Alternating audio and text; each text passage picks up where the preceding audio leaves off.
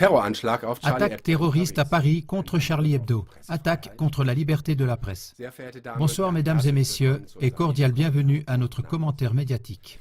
Le 7 janvier 2015, deux tireurs fous lourdement armés, cagoulés et bien entraînés ont pénétré dans les locaux de la rédaction du journal satirique Charlie Hebdo à Paris et ont exécuté 12 personnes, dont 8 journalistes et 2 policiers.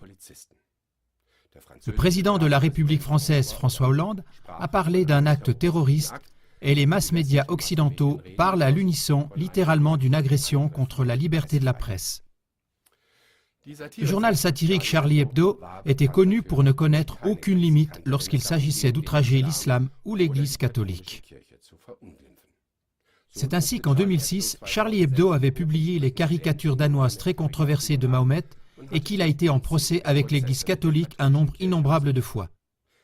C'est pour cela que malgré l'indignation générale au sujet de l'attentat, il y a aussi eu des critiques à l'encontre du journal lui-même. C'est ainsi que Tony Barber, le rédacteur en chef du journal britannique The Financial Times, a parlé dans un article de l'irresponsabilité de cette feuille satirique.